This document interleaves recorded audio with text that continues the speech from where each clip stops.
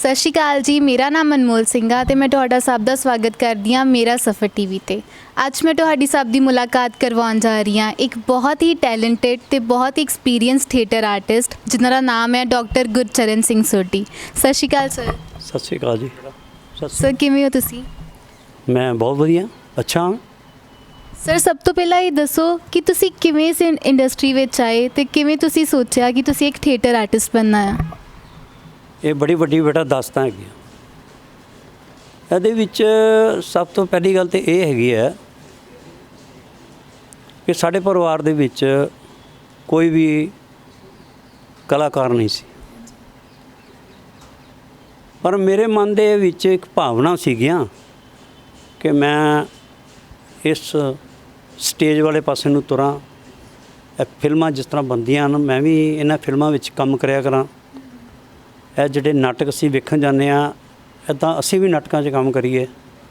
ਮੈਂ ਇਹਨਾਂ ਚੀਜ਼ਾਂ ਨੂੰ ਮੁੱਖ ਰੱਖ ਕੇ ਉਸ ਲਾਈਨ ਵਾਲੇ ਪਾਸੇ ਨੂੰ ਤੁਰਿਆ। ਅਤੇ ਜਦੋਂ ਮੈਂ ਤੁਰਿਆ ਤਾਂ ਬੇਟਾ ਮੈਂ ਆਪਣੇ ਆਪ ਹੀ ਮੈਨੂੰ ਰਸਤੇ ਵੀ ਮਿਲਦੇ ਗਏ, ਕਿਉਂਕਿ ਮੈਂ ਇਮਾਨਦਾਰੀ ਨਾਲ ਤਨੋਂ ਮਨੋਂ ਮੈਂ ਇਸ ਕੰਮ ਨੂੰ ਅਡੋਪਟ ਕੀਤਾ ਉਸ ਵੇਲੇ।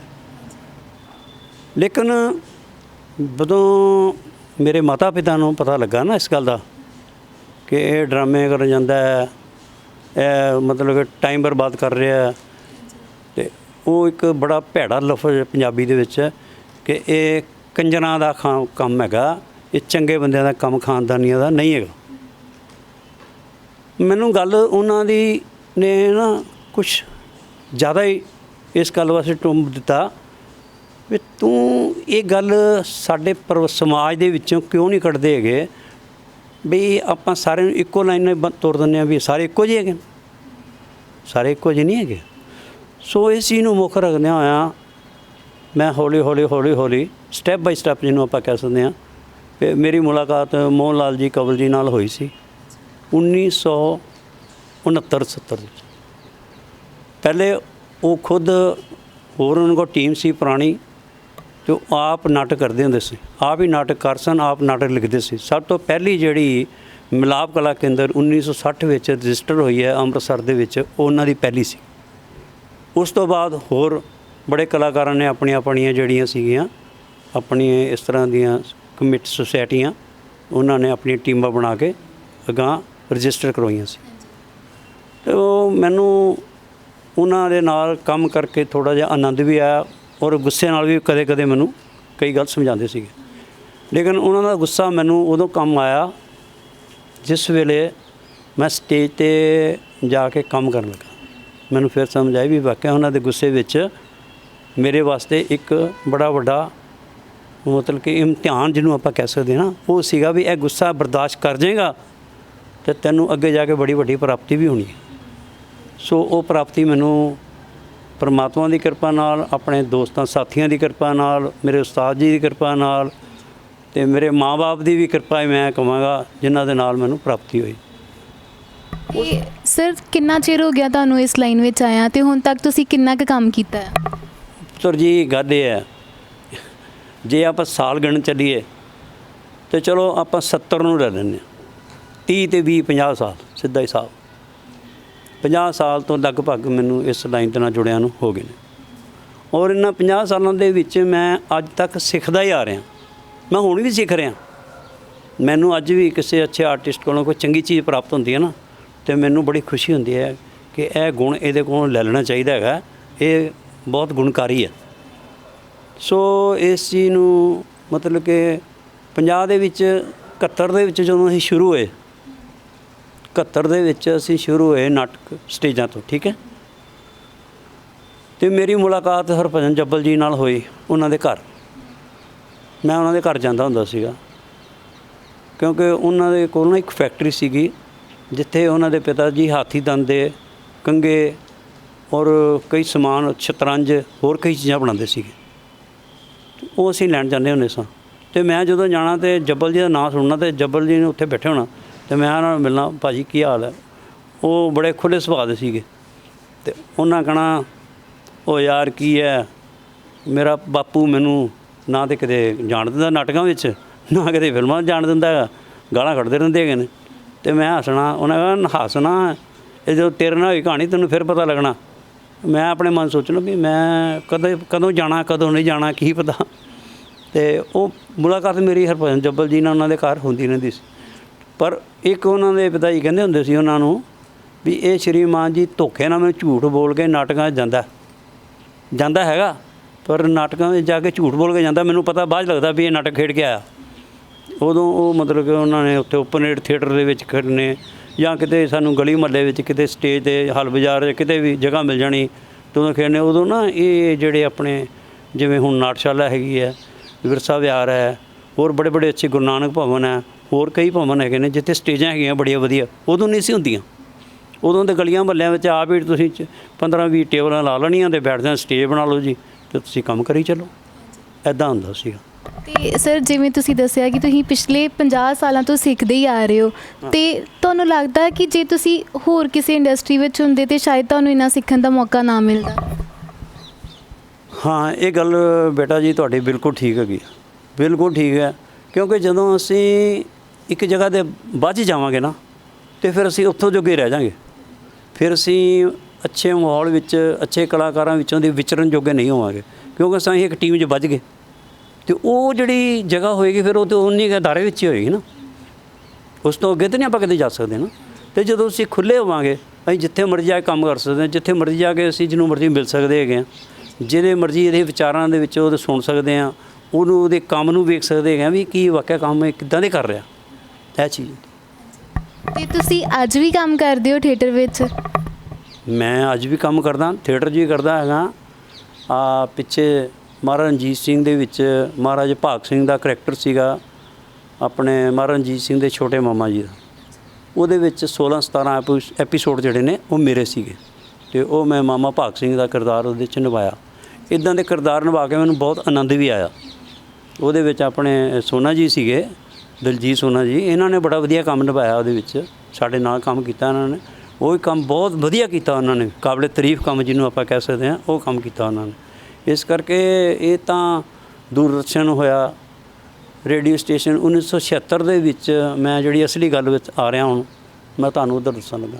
ਮੈਂ ਨਾਟਕਾਂ 'ਚ ਕੰਮ ਪਹਿਲੇ ਕਰਦਾ ਸੀ, ਸਟੇਜ ਕਰਦਾ ਹੁਣ ਵੀ ਆ, ਪਰ ਇਹ ਜਦੋਂ ਕੋਈ ਪੈਸੇ ਧੇਲੇ ਦੀ ਗੱਲ ਆਉਂਦੀ ਹੈ ਨਾ ਅਤੇ ਇਹ ਪੈਸੇ ਤਾਂ ਹੈ ਨਹੀਂ, ਬਜਟ ਤਾਂ ਕੋਈ ਹੈਗਾ ਨਹੀਂ ਆਪਣੇ, ਪੈਸੇ ਕਿੱਥੋਂ ਦੇਣੇ ਹੈਗੇ ਆ।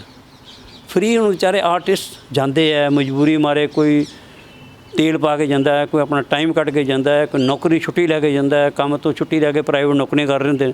ਇਹ ਸਾਰਿਆਂ ਵਾਸਤੇ ਬੜੀਆਂ ਮੁਸ਼ਕਿਲਾਂ ਹੈਗੀਆਂ ਅਤੇ ਉਹਨਾਂ ਨੂੰ ਪੈਸਾ ਕੋਈ ਪ੍ਰਾਪਤੀ ਨਹੀਂ ਹੁੰਦੀ। ਹਾਂਜੀ, ਅਤੇ ਉਹ ਕਿੰਨੀ ਦੇਰ ਤੱਕ ਸੰਘਰਸ਼ ਕਰਦੇ ਰਹਿਣਗੇ ਕਿ ਸਟੇਜ 'ਤੇ ਜਾ ਕੇ ਰਿਹਰਸਲਾਂ ਫਰੀ ਕਰੋ, ਕੰਮ ਫਰੀ ਕਰੋ, ਆਪਣੀ ਗੱਡੀ ਤੇਲ ਪਾਓ। ਹਾਂਜੀ, ਅੱਗੋਂ ਫਿਰ ਕੀ ਹੁੰਦਾ? ਅੱਗੋਂ ਪੈਸਾ ਕੋਈ ਨਹੀਂ ਮਿਲਿਆ, ਇੱਕ ਵੀ ਪੈਸਾ ਮਿਹਨਤ ਦਾ ਨਹੀਂ ਮਿਲਿਆ। ਈਵਨ ਕਿ ਜਦੋਂ ਮੈਂ ਨਾਟਕ ਖਿਡਾਉਂਦਾ ਜਾਂ ਮੈਂ ਖਿਡਾਉਂਦਾ ਰਿਹਾ, ਮੈਂ ਆਪਣੇ ਕਲਾਕਾਰਾਂ ਨੂੰ ਜਿੰਨੀ ਕੁ ਮੇਰੇ ਕੋਲ ਪੈਸਿਆਂ ਦੀ ਮਤਲਬ ਕਿ ਆਪਣੀ ਹਿੰਮਤ ਹੁੰਦੀ ਸੀ ਮੈਂ ਸਾਰਿਆਂ ਨੂੰ ਦਿੰਦਾ ਸੀ। ਕੋਈ ਆਰਟਿਸਟ ਮੈਨੂੰ 40 ਆਰਟਿਸਟ ਮੇਰੇ ਕਲਾਕਾਰ ਜਿਹੜੇ ਨੇ ਮੇਰੇ ਨਾਲ ਕੰਮ ਕਰਦੇ ਰਹੇ ਨੇ, ਮੈਂ ਉਹਨਾਂ ਨੂੰ ਸ਼ੀਲਡਾਂ ਵੀ ਦਿੰਦਾ ਰਿਹਾ, ਚਾਹੇ ਜਿੱਥੋਂ ਮਰਜ਼ੀ ਜਿੱਦਾਂ ਮਰਜ਼ੀ ਕਰਕੇ, ਔਰ ਉਹਨਾਂ ਨੂੰ ਪੈਸੇ ਜਿੰਨੇ ਵੀ ਦੇ ਸਕਦਾ ਥੋੜ੍ਹੇ ਬਹੁਤੇ ਦਿੰਦਾ ਰਿਹਾ। ਕੋਈ ਇਹ ਨਹੀਂ ਕਹਿ ਸਕਦਾ ਕਿ ਮੈਨੂੰ ਬਿਲਕੁਲ ਫ੍ਰੀ ਆਫ ਕੋਸਟ ਹੈ।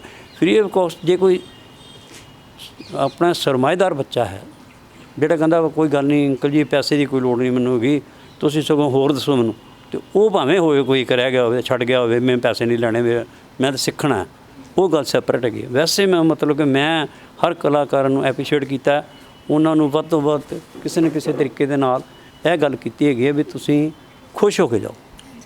ਤੇ ਸਰ ਜਿਹੜੇ ਤੁਹਾਡੇ ਟਾਈਮ ਦੇ ਥੀਏਟਰ ਆਰਟਿਸਟ ਸੀ ਤੇ ਜਿਹੜੇ ਅੱਜ ਦੇ ਟਾਈਮ ਦੇ ਥੀਏਟਰ ਆਰਟਿਸਟ ਆ, ਇਹਨਾਂ ਦੋਵਾਂ ਵਿੱਚ ਤੁਸੀਂ ਕੀ ਡਿਫਰੈਂਸ ਵੇਖਦੇ ਹੋ? ਇਹਨਾਂ 'ਚ ਬੜਾ ਵੱਡਾ ਅੰਤਰ ਹੈਗਾ ਬੇਟਾ, ਜਿਹੜਾ ਤੂੰ ਸਵਾਲ ਕੀਤਾ ਹੈਗਾ। ਇਹ ਸਵਾਲ ਤਾਂ ਬੜਾ ਹੀ ਵੱਡਾ ਸਵਾਲ ਹੈਗਾ, ਇਹ ਛੋਟਾ ਜਿਹਾ ਸਵਾਲ ਨਹੀਂ ਹੈਗਾ। ਗੱਲ ਇਹ ਹੈਗੀ ਆ, ਸਾਡੇ ਉਸਤਾਦ ਜੀ ਸਵਰਗਵਾਸ ਹੋ ਗਏ ਨੇ, ਪਰ ਮੈਂ ਉਹਨਾਂ ਦਾ ਰਿਕਾਰਡ ਮਨ ਵਿੱਚ ਅੱਜ ਵੀ ਕਰਦਾ। ਲੇਕਿਨ ਅੱਜ ਜੋ ਸਾਡੇ ਕਲਾਕਾਰ, ਮੈਂ ਆਪਣੇ ਕਹਾਂਗਾ ਜਿਹੜੇ ਮੇਰੇ ਕਲਾਕਾਰ ਮੇਰੇ ਨਾਲ ਜੁੜੇ ਸੀਗੇ, ਉਹਨਾਂ ਇੱਕ ਨਾਟਕ ਮੇਰੇ ਨਾਲ ਖੇਡ ਲਿਆ ਜਾਂ 2 ਖੇਡ ਲਏ, ਉਸ ਤੋਂ ਬਾਅਦ ਉਹਨਾਂ ਨੂੰ ਤਾਂ ਇਹ ਲੱਗਾ ਕਿ ਹੁਣ ਸਾਨੂੰ ਪਰ ਲੱਗੇ ਨੇ, ਅਸੀਂ ਉੱਡਣ ਜੋਗੇ ਹੋ ਗਏ ਹਾਂ, ਅਤੇ ਇਹਨਾਂ ਡਾਇਰੈਕਟਰਾਂ ਦੀ ਇਹਨਾਂ ਦੀ ਕੀ ਸਾਨੂੰ ਲੋੜ ਹੈਗੀ ਹੈ, ਇਹਨਾਂ ਨੂੰ ਤਾਂ ਨਮਸਤੇ ਕਰਨੀ ਵੀ ਮਹਿੰਗੀ ਪੈਂਦੀ ਹੈ, ਨਾ ਕਰੋ। ਇੱਜ਼ਤ ਤਾਂ ਬੜੀ ਦੂਰ ਦੀ ਗੱਲ, ਅਸੀਂ ਅੱਜ ਵੀ ਇੱਜ਼ਤ ਕਰਦੇ ਹਾਂ, ਜਿਹਦੇ ਵੀ ਮੇਰੇ ਤੋਂ ਸੀਨੀਅਰ ਕੋਈ ਵੀ ਆਰਟਿਸਟ ਹੋਏਗਾ ਮੈਂ ਉਹਦੀ ਵੀ ਕਰਦਾ, ਮੈਂ ਆਪਣੇ ਛੋਟੇ ਕਲਾਕਾਰ ਦੀ ਵੀ ਇੱਜ਼ਤ ਕਰਦਾ, ਚਾਹੇ ਕੋਈ ਛੋਟਾ ਹੈ ਕੋਈ ਵੱਡਾ। ਕਲਾਕਾਰ ਕਲਾਕਾਰ ਹੈ। ਕਲਾਕਾਰ ਦੀ ਉਮਰ ਨਹੀਂ ਗਿਣੀ ਜਾਂਦੀ ਹੈਗੀ ਵੀ ਤੂੰ ਬਹੁਤ ਵੱਡਾ ਉਮਰ ਤੋਂ ਹੋ ਗਿਆ। ਜਿਹਨੇ ਗੁਣ ਦਿੱਤਾ ਹੈਗਾ, ਜਿਹਨੇ ਸਾਨੂੰ ਕੁਛ ਬਾਂਹ ਫੜ ਕੇ ਸਾਨੂੰ ਤੋਰਿਆ ਹੈਗਾ, ਅਸੀਂ ਉਹਨਾਂ ਦੀ ਇੱਜ਼ਤ ਵੀ ਕਰੀਏ, ਉਹਨਾਂ ਦਾ ਪਿਆਰ ਵੀ ਕਰੀਏ, ਸਤਿਕਾਰ ਵੀ ਕਰੀਏ ਅਤੇ ਮਨ 'ਚ ਵੀ ਰੱਖੀਏ। ਇਸੇ ਦਿਖਾਵਾ ਵੀ ਨਾ ਕਰੀਏ, ਫਿਰ ਗੱਲ ਹੁੰਦੀ ਹੈ। ਤੇ ਸਰ, ਜਿੱਦਾਂ ਤੁਸੀਂ ਕਿਹਾ ਕਿ ਤੁਸੀਂ ਆਪਣੇ ਟੀਚਰਸ ਦਾ ਬਹੁਤ ਰਿਕਾਰਡ ਕਰਦੇ ਹੋ, ਤੇ ਤੁਹਾਨੂੰ ਲੱਗਦਾ ਕਿ ਜਿਹੜੀ ਪੋਜੀਸ਼ਨ 'ਤੇ ਤੁਸੀਂ ਅੱਜ ਹੈਗੇ ਹੋ ਇਹਦੇ 'ਤੇ ਤੁਹਾਡੇ ਟੀਚਰਸ ਦਾ ਬਹੁਤ ਵੱਡਾ ਯੋਗਦਾਨ ਆ? ਹਾਂ, ਟੀਚਰ ਬੇਟਾ ਮੈਂ ਉਹਨਾਂ ਨੂੰ ਮੰਨਦਾ ਹੈਗਾ ਜਿਹੜੇ ਕਿ ਆਪਣੇ ਸ਼ਾਗਿਰਦਾਂ ਨੂੰ, ਆਪਣੇ ਬੱਚਿਆਂ ਨੂੰ, ਆਪਣੇ ਚੇਲਿਆਂ ਨੂੰ ਸਿੱਧੇ ਰਾਹ ਪਾਉਣ, ਸਿੱਧਾ ਰਸਤਾ ਵਿਖਾਉਣ, ਸਹੀ ਤਰੀਕੇ ਨਾਲ, ਸਹੀ ਢੰਗ ਨਾਲ ਉਹਨਾਂ ਨੂੰ ਗਿਆਨ ਦੇਣ, ਭਾਵੇਂ 2 ਲਫ਼ਜ਼ ਦੇਣ। ਮੈਂ ਉਹਨਾਂ ਨੂੰ ਕਹਿੰਦਾ, ਜਿਹੜੇ ਤੁਹਾਨੂੰ ਗੁੰਮਰਾਹ ਕਰੀ ਜਾਣਗੇ, ਜਾ ਕਾਕਾ ਚਾਹ ਲਿਆ, ਕਾਕਾ ਪਾਣੀ ਲਿਆ, ਹੁਣ ਟੇਬਲ 'ਤੇ ਕੱਪੜਾ ਮਾਰ ਦੇ, ਸ਼ਾਮ ਨੂੰ ਆ ਜੀ, ਘਰ ਨਾਲ ਥੋੜ੍ਹਾ ਕੰਮ ਹੈਗਾ। ਅਤੇ ਉਹਨਾਂ ਨੇ ਸਾਨੂੰ ਸਿਖਾਉਣਾ ਕੀ ਹੈ? ਉਹਨਾਂ ਸਿਖਾਉਣਾ ਕੋਈ ਨਹੀਂ, ਉਹਨਾਂ ਸਿਰਫ ਸਾਡੇ ਕੋਲ ਕੰਮ ਲੈਣਾ। ਅਤੇ ਉੱਥੇ ਵੀ ਇਹੀ ਕਹਿਣਾ ਹੈਗਾ, ਚੱਲ ਤੂੰ ਉੱਥੇ ਖਲੋ ਜੀ, ਇਹ ਕੱਪੜੇ ਪਾ ਲਈ, ਤੂੰ ਉੱਥੇ ਖਲੋ ਜੀ ਸਾਈਡ 'ਤੇ ਇੱਕ ਨੇ, ਅਤੇ ਉੱਥੇ ਆਹ ਕੰਮ ਕਰੀ। ਉਹ ਨਹੀਂ ਕੰਮ ਹੈਗਾ। ਕੰਮ ਜਿਹੜਾ ਜਿਹਨੂੰ ਤੁਸੀਂ ਸਿਖਾਉਣਾ ਹੈ, ਜਿਹਨੂੰ ਤੁਸੀਂ ਕੰਮ ਦੱਸਣਾ, ਉਹਨੂੰ ਕੰਮ ਲਓ, ਭਾਵੇਂ ਉਹਦੇ ਕੰਨ ਫੜ ਕੇ ਲਓ। ਕੰਮ ਉਹ ਹੁੰਦਾ, ਇਹ ਨਹੀਂ ਹੁੰਦਾ ਹੈਗਾ ਵੀ ਠੀਕ ਆ ਗਿਆ ਹੈਗਾ, ਤੁਰੇ ਰੱਖੋ। ਤੇ ਬੜੇ ਸਾਰੇ ਲੋਕ ਨੇ ਜਿਹੜੇ ਇਸ ਇੰਡਸਟਰੀ ਨੂੰ ਚੰਗਾ ਨਹੀਂ ਸਮਝਦੇ, ਅੱਜ ਵੀ ਨਹੀਂ ਸਮਝਦੇ, ਤੇ ਬੜੇ ਯੰਗ ਟੈਲੈਂਟ ਨੇ ਜੋ ਇਸ ਇੰਡਸਟਰੀ ਵਿੱਚ ਆਉਣਾ ਚਾਹੁੰਦੇ ਆ। ਉਹਨਾਂ ਸਾਰਿਆਂ ਦੇ ਪੇਰੈਂਟਸ ਨੂੰ ਕੀ ਕਹਿਣਾ ਚਾਹੋਗੇ? ਦੇਖੋ, ਇਹ ਤਾਂ ਗੋਡ ਗਿਫਟ ਹੈਗਾ, ਜਿਹਨੂੰ ਪਰਮਾਤਮਾ ਦੇ ਦਿੰਦਾ ਹੈਗਾ, ਉਹਦੇ ਅੰਦਰ ਇਹਦੀ ਰੋਸ਼ਨੀ ਹੋ ਜਾਂਦੀ ਹੈਗੀ। ਅਤੇ ਜਿਹੜੇ ਬੱਚੇ ਸਿਰਫ ਵੱਡੇ ਵੱਡੇ ਫਿਲਮੀ ਐਕਟਰਾਂ ਨੂੰ ਦੇਖ ਕੇ ਸਿਰਫ ਇੰਨੀ ਗੱਲ ਸੋਚ ਲੈਣ ਵੀ ਅਸੀਂ ਵੀ ਐਕਟਰ ਬਣਨਾ ਹੈਗਾ, ਉਹ ਬੜਾ ਔਖਾ ਕੰਮ ਹੈਗਾ। ਬਾਕੀ ਰਹਿ ਗਏ ਮਾਂ-ਬਾਪ ਵੀ ਸੋਚਦੇ ਹੈਗੇ ਨੇ ਕਿ ਸਾਡਾ ਜਿਹੜਾ ਬੱਚਾ ਹੈਗਾ, ਜੇ ਤਾਂ ਉਸ ਚੀਜ਼ ਦੇ ਕਾਬਲ ਹੈਗਾ, ਜੇ ਤੇ ਉਹ ਮਤਲਬ ਕਿ ਛੋਟਾ ਜਿਹਾ ਬੱਚਾ ਵੀ ਹੋਏਗਾ ਨਾ, ਐਡਾ 5-7 ਸਾਲ ਦਾ, ਉਹਦੇ ਅੰਦਰੋਂ ਵੀ ਤੁਹਾਨੂੰ ਕੁਛ ਲੱਭੇਗਾ। ਅਗਰ ਉਹ ਕੁਛ ਕਰਨ ਜੋਗਾ ਹੈਗਾ ਤਾਂ ਜ਼ਰੂਰ ਉਹਨੂੰ ਇਸ ਲਾਈਨ ਤੋਰੋ, ਨਹੀਂ ਤਾਂ ਸਿਰਫ ਦਿਖਾਵਾ ਨਾ ਕਰੋ ਵੀ ਅੱਜ ਅਕਸ਼ੇ ਕੁਮਾਰ 90 ਕਰੋੜ ਰੁਪਏ ਲੈ ਰਿਹਾ, ਸ਼ਾਹਰੁਖ ਖਾਨ ਇੰਨੇ ਪੈਸੇ ਲੈ ਰਿਹਾ, ਫਲਾਣਾ ਇੰਨੇ ਪੈਸਿਆਂ ਨੂੰ ਛੱਡ ਦਿਓ, ਪਹਿਲਾਂ ਗੁਣ 'ਤੇ ਪ੍ਰਾਪਤ ਕਰੋ। ਜੇ ਤੁਹਾਡੇ ਅੰਦਰ ਗੁਣ ਹੈਗਾ, ਪਹਿਲਾ ਗੁਣ ਸਭ ਤੋਂ ਇਨਸਾਨ ਦੇ ਅੰਦਰ ਇਹ ਹੁੰਦਾ ਕਿ ਉਹ ਆਪਣੇ ਉਸਤਾਦ ਦੀ ਨਿਮਰਤਾ ਦੇ ਨਾਲ ਜਿੰਨੀ ਕੁ ਉਹਦੀ ਸੇਵਾ ਅਤੇ ਸਤਿਕਾਰ ਕਰ ਸਕਦਾ, ਉਸ ਤੋਂ ਅੱਗੇ ਪ੍ਰਾਪਤੀ ਦਾ ਕੰਮ ਹੈਗਾ, ਨਹੀਂ ਤਾਂ ਕੋਈ ਪ੍ਰਾਪਤੀ ਨਹੀਂ। ਕਿਉਂਕਿ ਜਿਹਦੇ ਕੋਲ ਤੁਸੀਂ ਕੁਛ ਲੈਣਾ, ਉਹਦੇ ਅੱਗੇ ਝੋਲੀ ਅੱਡੋਗੇ ਨਾ, ਉਹਨੂੰ ਅੱਗੇ ਅਰਦਾਸ ਕਰੋਗੇ ਤਾਂ ਹੀ ਕੁਛ ਮਿਲੇਗਾ। ਅਤੇ ਜੇ ਫਿਰ ਲੈਣ ਤੋਂ ਬਾਅਦ ਤੁਹਾਡੇ 'ਚ ਹੈਂਕੜ ਆ ਗਈ, ਫਿਰ ਤੁਹਾਡੇ ਕੋਲ ਕੁਛ ਨਹੀਂ ਜੇ ਰਹਿਣਾ ਹੈਗਾ, ਉਹ ਖਾਲੀ ਹੋ ਜਾਂਦਾ ਹੈਗਾ ਆਪਣੇ ਆਪ ਹੀ। ਇਹ ਵੀ ਗੱਲ ਮੇਰੀ ਪੱਕੀ ਹੈਗੀ, ਯਾਦ ਰੱਖੋ। ਹਾਂ, ਤੇ ਜਿਹੜੇ ਟਾਈਮ 'ਤੇ ਤੁਸੀਂ ਸਟਾਰਟ ਕੀਤਾ ਸੀ, ਉਦੋਂ ਬਿਲਕੁਲ ਵੀ ਸਕੋਪ ਨਹੀਂ ਹੈਗਾ ਸੀ ਇਹ ਸਾਰੀਆਂ ਚੀਜ਼ਾਂ ਦਾ। ਕਿੰਨਾ ਕੁ ਔਖਾ ਹੋਇਆ ਸੀ ਤੁਹਾਡੇ ਵਾਸਤੇ ਇਸ ਇੰਡਸਟਰੀ ਵਿੱਚ ਆਉਣਾ? ਔਖਾ ਬੜਾ ਸੀਗਾ ਜੀ। ਔਖੇ ਵਾਲੀ ਗੱਲ ਜੇ ਤੁਸੀਂ ਕਰੋਗੇ ਨਾ, ਅਤੇ ਬੜੀ ਔਖੀ ਗੱਲ ਹੀ ਹੈ। ਬੜੀ ਔਖੀ ਗੱਲ ਇਹ ਹੈਗੀ ਹੈ ਵੀ ਉਸ ਟਾਈਮ ਦੇ ਉੱਤੇ ਪੈਸਾ ਕਮਾਈ ਬਹੁਤ ਘੱਟ ਹੁੰਦੀ ਸੀ, ਥੋੜ੍ਹੇ ਪੈਸੇ 'ਚ ਗੁਜ਼ਾਰਾ ਹੋ ਜਾਂਦਾ ਸੀ। ਹੁਣ ਤਾਂ ਬਹੁਤ ਮਹਿੰਗਾਈ ਹੈ ਨਾ। ਉਦੋਂ ਮੈਂ ਤੁਹਾਨੂੰ ਦੱਸਣਾ ਵਾ, ਜਦੋਂ ਮੈਂ ਰੇਡੀਓ ਸਟੇਸ਼ਨ 'ਤੇ ਫਾਰਮ ਭਰਿਆ ਆਡੀਸ਼ਨ ਦਾ, ਅਤੇ ਉਸ ਤੋਂ ਬਾਅਦ ਮੇਰੀ ਆਡੀਸ਼ਨ ਹੋਈ। ਆਡੀਸ਼ਨ ਤੋਂ ਬਾਅਦ ਮੇਰਾ ਸਰਟੀਫਿਕੇਟ ਮੇਰੇ ਕੋਲ ਆਇਆ ਉੱਥੇ ਅੰਮ੍ਰਿਤਸਰ। ਮੈਨੂੰ ਬੜੀ ਖੁਸ਼ੀ ਹੋਈ ਕਿ ਮੈਂ ਡਰਾਮਾ ਆਡੀਸ਼ਨ ਪਾਸ ਕਰ ਲਈ ਹੈ। ਜਿਹਨੂੰ ਦੱਸਿਆ ਉਹਨੇ ਵਧਾਈ ਵੀ ਦਿੱਤੀ। ਚਲੋ ਮੇਰੇ ਮਨ ਨੂੰ ਵੀ ਖੁਸ਼ੀ ਹੋਈ। ਬੜਾ ਮੇਰਾ ਮਨ ਸੀ ਵੀ ਬੜੀ ਵੱਡੀ ਗੱਲ ਮੈਂ ਉਸ ਟਾਈਮ 'ਤੇ ਇਹ ਜਿਹੜੀ ਕੀਤੀ ਹੈ, ਮੇਰੇ ਨਾਲ ਪਰਮਾਤਮਾ ਨੇ ਮੇਰਾ ਸਾਥ ਦਿੱਤਾ ਅਤੇ ਮੈਂ ਪਾਸ ਹੋ ਗਿਆ। ਪਹਿਲਾਂ ਜਦੋਂ ਨਾਟਕ ਸੀ ਨਾ ਉੱਥੇ ਰੇਡੀਓ ਸਟੇਸ਼ਨ 'ਤੇ, ਉਹਦੇ ਵਿੱਚ ਸਾਡੇ ਜਿਹੜੇ ਪ੍ਰੋਡਿਊਸਰ ਸਨ ਉਹ ਸਨ ਸਰਦਾਰ ਹਰਬੰਸ ਸਿੰਘ ਜੀ ਬੇਦੀ। ਉਹ ਬੇਦੀ ਸਾਹਿਬ ਸੀਗੇ, ਅਤੇ ਉਹਦੀ ਜਿਹੜੀ ਕਾਸਟਿੰਗ ਸੀ, ਮੈਨੂੰ ਉਦੋਂ ਖੁਸ਼ੀ ਜ਼ਿਆਦਾ ਹੋਈ ਜਦੋਂ ਹਰਭਜਨ ਜੱਬਲ ਜੀ, ਜਤਿੰਦਰ ਕੌਰ, ਹੇਮਰਾਜ ਸ਼ਰਮਾ, ਇੱਕ ਭਾਖੜੀ ਜੀ ਹੁੰਦੇ ਸੀਗੇ, ਅਵਿਨਾਸ਼ ਭਾਖੜੀ, ਔਰ 5-6 ਕਲਾਕਾਰ ਉਹਦੇ 'ਚ ਹੋਰ ਵੀ ਸਨ। ਪਹਿਲੀ ਵਾਰੀ ਮੈਂ ਉਹਨਾਂ ਸਾਰੇ ਕਲਾਕਾਰਾਂ ਦੇ ਵਿੱਚ ਸ਼ਾਮਲ ਹੋਇਆ ਸੀ। ਮੇਰੇ ਮਨ 'ਚ ਬੜਾ ਬਹੁਤ ਹੀ ਉਸ ਵੇਲੇ ਮਨ ਦੇ ਵਿੱਚ ਨਾ ਇੰਨਾ ਕੁ ਦਰਿਆ ਖੁਸ਼ੀ ਦਾ ਵਗ ਰਿਹਾ ਸੀ, ਮੈਂ ਤੁਹਾਨੂੰ ਦੱਸ ਹੀ ਨਹੀਂ ਸਕਦਾ ਗਾ ਵੀ ਮੈਂ ਉਸ ਸਟੇਜ 'ਤੇ ਪਹੁੰਚ ਗਿਆ ਜਿੱਥੇ ਕਿੰਨੀ ਮਿਹਨਤ ਨਾਲ ਲੋਕੀ ਪਹੁੰਚਦੇ ਨੇ। ਮੈਨੂੰ ਪਰਮਾਤਮਾ ਨੇ ਇੱਕਦਮ ਚੁੱਕ ਕੇ ਲਿਆਂਦਾ। ਮੈਂ ਹਾਲੇ ਕੋਈ ਇਹਨਾਂ ਦੇ ਬਰਾਬਰ ਨਹੀਂ, ਤਜਰਬੇਕਾਰ ਵੀ ਨਹੀਂ, ਉਹਨਾਂ ਵੱਡਾ ਮੈਂ ਆਰਟਿਸਟ ਵੀ ਨਹੀਂ ਹੈਗਾ ਜਿੰਨੇ ਇਹ ਨੇ। ਮੈਨੂੰ ਖੁਸ਼ੀ ਬੜੀ ਹੋਈ। ਚਲੋ ਉਹ ਮੇਰਾ ਨਾਟਕ ਜਿਹੜਾ ਸੀਗਾ ਅਤੇ ਉਹਦੀ ਸਾਡੀ ਰਿਕਾਰਡਿੰਗ ਚੱਲ ਰਹੀ ਸੀ। ਰਿਕਾਰਡਿੰਗ ਜਦੋਂ ਅੱਧੀ ਕੁ ਹੋਈ ਅਤੇ ਕਹਿਣ ਲੱਗੇ ਯਾਰ ਕੋਈ ਚਾਹ ਪਾਣੀ ਪੀ ਲਈਏ, ਥੱਕ ਗਏ ਹੈਗੇ ਸਟੂਡੀਓ 'ਚ। ਅਤੇ ਮੈਂ ਉਹਨੂੰ ਹਰਭਜਨ ਜੱਬਲ ਜੀ ਨੂੰ ਇੰਨੀ ਗੱਲ ਕਹੀ, ਮੈਂ ਭਾਅ ਜੀ ਚਾਹ ਮੇਰੇ ਵੱਲੋਂ ਹੋਏਗੀ। ਕਹਿੰਦਾ ਚਵਾਨੀ ਦੀ ਚਾਹ ਨਾਲ ਨਹੀਂ ਸਰਨਾ ਗਾ। ਮੈਂ ਕਿਹਾ ਕਿਉਂ? ਕਹਿੰਦਾ ਤੂੰ ਸਾਨੂੰ ਚਵਾਨੀ ਚਾਹ ਨਾਲ ਮਗਰੋਂ ਲਾਉਣ ਲੱਗਾ। ਚਾਰਨ ਦਾ ਕੱਪ ਹੁੰਦਾ ਸੀ ਉਸ ਵੇਲੇ, ਮੈਨੂੰ ਅੱਜ ਵੀ ਯਾਦ ਹੈਗਾ। ਮੈਂ ਕਿਹਾ ਕੋਈ ਗੱਲ ਨਹੀਂ, ਚਾਰਨ ਨੇ ਛੱਡੋ। ਜਤਿੰਦਰ ਕਹਿੰਦੀ ਇਹਨੇ ਡੱਫਣੀ ਹੈਗੀ ਆ। ਜਤਿੰਦਰ ਕੌਰ ਕਹਿੰਦੀ ਬੀਬੀ ਕਹਿੰਦੀ ਇਹਨੇ ਡੱਫਣੀ ਹੈ। ਮੈਂ ਕਿਹਾ ਕੋਈ ਗੱਲ ਨਹੀਂ, ਉਹ ਟਾਈਮ ਆਏਗਾ, ਉਹਦੇ ਟਾਈਮ ਨਾਲ ਗੱਲ ਕਰਾਂਗੇ। ਹੁਣ ਫਿਲਹਾਲ ਆਪਾਂ ਸਾਰੇ ਜਿੰਨੇ ਹੈਗੇ ਚਾਹ ਪੀਂਦੇ ਹੈਗੇ। ਸੋ ਉਹ ਮੈਨੂੰ ਅੱਜ ਵੀ ਗੱਲ ਯਾਦ ਹੈ ਬਈ ਉਹ ਇੰਨਾ ਖੁੱਲ੍ਹ ਦਿਲਾ ਸੀਗਾ ਆਰਟਿਸਟ। ਕਦੇ ਉਹ ਦਿਲ ਦੀ ਗੱਲ ਅੰਦਰ ਨਹੀਂ ਲਗਾ ਕੇ ਰੱਖਦਾ ਹੁੰਦਾ। ਜਿਹੜੀ ਗੱਲ ਹੋਣੀ ਉਹਨੇ ਖੁੱਲ੍ਹ ਕੇ ਬਾਹਰ ਕਹਿ ਦੇਣੀ ਵੀ ਆਹ ਗੱਲ ਹੈਗੀ ਹੈ। ਇੱਦਾਂ ਤੇ ਸਰ ਐਕਟਿੰਗ ਤੋਂ ਇਲਾਵਾ ਹੋਰ ਤੁਹਾਡੇ ਕੀ ਸ਼ੌਂਕ ਨੇ? ਬੇਟਾ ਸ਼ੌਕਾਂ ਦੀ ਕੀ ਗੱਲ ਕਰਨੀ ਹੈ। ਜ਼ਿੰਦਗੀ ਸ਼ੌਕ ਹੈ, ਸਭ ਤੋਂ ਵੱਡਾ ਸ਼ੌਕ। ਜ਼ਿੰਦਗੀ ਜਿਹੜਾ ਜੀਣਾ ਨਾ, ਇਹ ਇਸ ਤੋਂ ਵੱਡਾ ਕੋਈ ਸ਼ੌਕ ਨਹੀਂ ਹੈਗਾ। ਅਤੇ ਦੂਜਾ ਸ਼ੌਕ ਇਹ ਹੈਗਾ ਵੀ ਕਿਸੇ ਦੇ ਅੱਗੇ ਉਹ ਹੱਥ ਨਾ ਕਰਾਂ।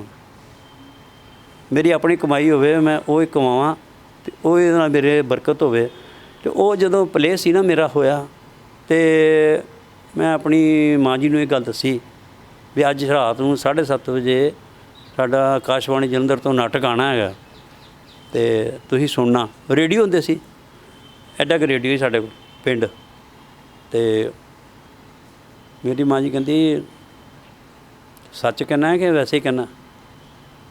ਮੈਂ ਕਿਹਾ ਤੁਸੀਂ ਸੁਣ ਲੈਣਾ। ਅਤੇ ਸ਼ਾਮ ਨੂੰ 7:30 ਵਜੇ ਉਹਨਾਂ ਨੇ ਨਾਟਕ ਲਗਾਇਆ ਉੱਥੇ ਰੇਡੀਓ 'ਤੇ। ਨਾ ਸਾਰੇ ਜਦੋਂ ਨਾਟਕ ਸ਼ੁਰੂ ਹੋਇਆ, ਫਿਰ ਅੱਧੇ 1 ਘੰਟੇ ਨਾਟਕ ਸੀ ਮੇਰਾ। 1 ਘੰਟਾ ਨਾਟਕ ਸੁਣਦੇ ਰਹੇ। ਸੁਣਨ ਤੋਂ ਬਾਅਦ ਉਹ ਫਿਰ ਕਾਸਟਿੰਗ ਸਾਡੇ ਦੀ ਸਾਰੇ ਦੇ ਨਾਂ ਆਉਂਦੇ ਬਾਅਦ ਦੇ ਵਿੱਚ, ਅਤੇ ਉਹ ਮੇਰਾ ਨਾਮ ਵੀ ਆਇਆ। ਮੇਰੇ ਫਾਦਰ ਸਾਹਿਬ ਜਿਹੜੇ ਸੀ, ਜਿਨ੍ਹਾਂ ਨੇ ਮੈਨੂੰ ਕਹਿੰਦੇ ਵੀ ਇਹ ਕੰਜਰਖਾਨਾ ਹੈਗਾ, ਜਦੋਂ ਉਹਨਾਂ ਨੇ ਮੇਰਾ ਨਾਂ ਸੁਣਿਆ ਨਾ, ਕਹਿੰਦੇ ਮੈਂ ਤਾਂ ਸਮਝਦਾ ਸਾਂ ਵੀ ਵੈਸੇ ਹੀ ਹੈਗਾ, ਬੇਵਕੂਫ ਬੁੱਧੂ ਹੈਗਾ, ਇਹਨੂੰ ਨਹੀਂ ਕੋਈ ਪਤਾ। ਪਰ ਇਹ ਤਾਂ ਬੜੀ ਉੱਚੀ ਲੈਵਲ 'ਤੇ ਚਲਾ ਗਿਆ। ਅਤੇ ਮਨ ਨੂੰ ਖੁਸ਼ੀ ਵੀ ਹੋਈ ਵੀ ਚਲੋ ਮੇਰੇ ਬਾਪ ਨੇ ਮੈਨੂੰ ਅੱਜ ਇੰਨੀ ਗੱਲ ਮੰਨ ਕੇ ਵੀ ਚਲੋ ਮੇਰਾ ਮੁੰਡਾ ਜਿਹੜਾ ਹੈਗਾ ਕੁਛ ਕਰਨ ਯੋਗ ਹੈ, ਅਤੇ ਮੇਰੇ ਮਨ ਨੂੰ ਬੜੀ ਖੁਸ਼ੀ ਹੋਈ। ਤੇ ਜਦੋਂ ਤੁਸੀਂ ਫਸਟ ਟਾਈਮ ਆਪਣੇ ਆਪ ਨੂੰ ਸਕਰੀਨ 'ਤੇ ਵੇਖਿਆ ਸੀ, ਤੁਹਾਨੂੰ ਯਾਦ ਆ ਉਹ ਵਾਲਾ ਟਾਈਮ?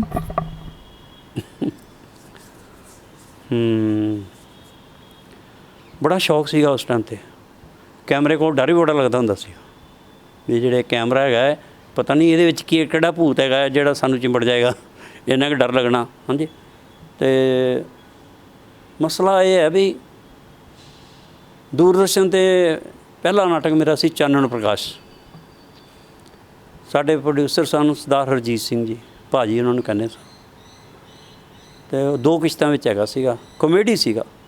ਅਤੇ ਮੈਨੂੰ ਪੁਲਿਸ ਦਾ ਰੋਲ ਦੇ ਦਿੱਤਾ ਇਹਨਾਂ ਨੇ, ਹੌਲਦਾਰ ਸੋਢੀ। ਉਹ ਬੜੀ ਕਾਮੇਡੀ ਉਸ ਸੀ ਨਾਟਕ ਵਿੱਚ। ਉਹ ਨੈਸ਼ਨਲ ਲੈਵਲ 'ਤੇ, ਇੰਟਰਨੈਸ਼ਨਲ ਲੈਵਲ 'ਤੇ ਉਹ ਨਾਟਕ ਜਿਹੜਾ ਇਹਨਾਂ ਦਾ ਚੱਲਿਆ ਦੂਰਦਰਸ਼ਨ ਦਾ। ਅਤੇ ਮੈਨੂੰ ਤਾਂ ਇੰਨਾ ਵੀ ਨਹੀਂ ਪਤਾ ਲੱਗਾ ਕਿ ਸ਼ੂਟ ਕਿਹੜੇ ਵੇਲੇ ਹੋ ਗਿਆ ਨਾਟਕ। ਰਾਤ ਦਾ ਟਾਈਮ ਸੀ, 2 ਵਜੇ ਸੀਗੇ, ਅਸੀਂ ਸਟੂਡੀਓ ਦੇ ਅੰਦਰ ਤਿਆਰ ਸੀਗੇ। ਅਤੇ ਪਹਿਲੇ ਕੋਈ ਰੈਸਲ ਵੀ ਨਹੀਂ ਕਰਾਈ ਰਣਜੀਤ ਭਾਅ ਜੀ ਨੇ। ਮੈਂ ਤਾਂ ਹੈਰਾਨ ਇਸ ਚੀਜ਼ ਤੋਂ ਹੈਗਾ। ਮੈਂ ਪਹਿਲੇ ਮੇਰਾ ਰੇਡੀਓ 'ਤੇ ਸੀ ਨਾਟਕ, ਉੱਥੇ ਰਿਕਾਰਡਿੰਗ ਕਰਾ ਕੇ ਅਤੇ ਮੈਂ ਇੱਧਰ ਆ ਗਿਆ। ਇੱਧਰ ਆਇਆ ਅਤੇ ਇਹਨਾਂ ਨੇ ਮੈਨੂੰ ਪੁਲਿਸ ਦੀ ਵਰਦੀ ਪਵਾਤੀ, ਹੌਲਦਾਰ ਦੀ।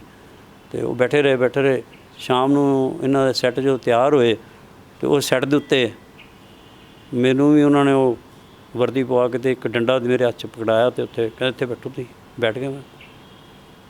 ਅਤੇ ਉਹ ਸਾਰਾ ਦਿਨ, ਅੱਧੀ ਰਾਤ ਹੋ ਗਈ ਸੀ, ਨੀਂਦ ਆਉਂਦੀ ਸੀ ਮੈਨੂੰ। ਬੜਾ ਹਾਸਾ ਵੀ ਆਉਂਦਾ ਸੀ ਆਪਣੇ ਆਪ ਦੇ ਉੱਤੇ, ਅਤੇ ਨੀਂਦ ਵੀ ਆਉਂਦੀ ਪਈ ਸੀ।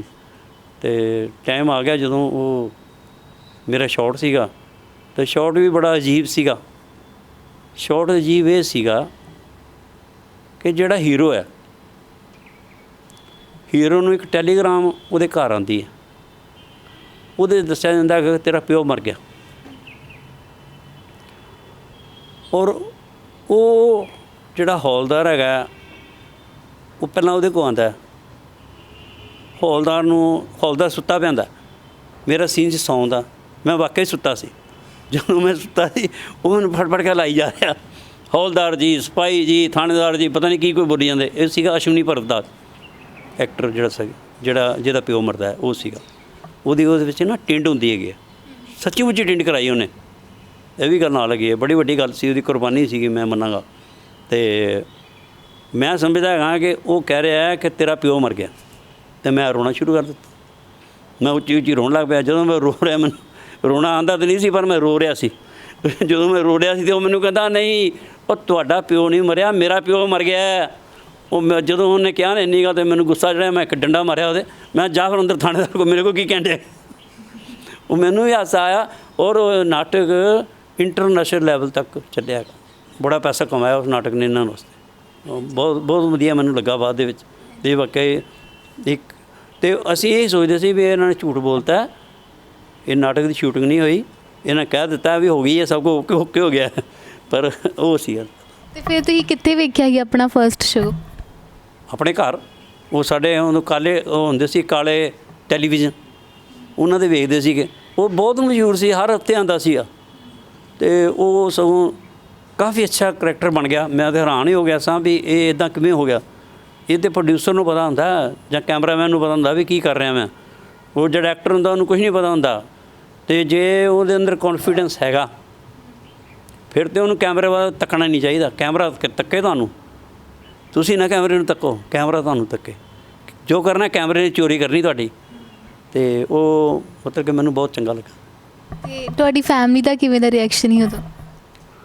ਖੁਸ਼ ਸੀਗੇ ਸਾਰੇ ਬਾਅਦ ਵਿੱਚ, ਪਹਿਲਾਂ ਨਹੀਂ ਸੀਗੇ, ਪਰ ਜਦੋਂ ਉਹਨਾਂ ਨੂੰ ਪਤਾ ਲੱਗਿਆ ਵੀ ਇਹ ਕੁਛ ਕਰਨ ਜੋਗਾ ਹੈਗਾ ਤਾਂ ਹੀ ਇਹਨੂੰ ਦੂਰਦਰਸ਼ਨ 'ਤੇ ਵੀ ਕੰਮ ਮਿਲ ਗਿਆ।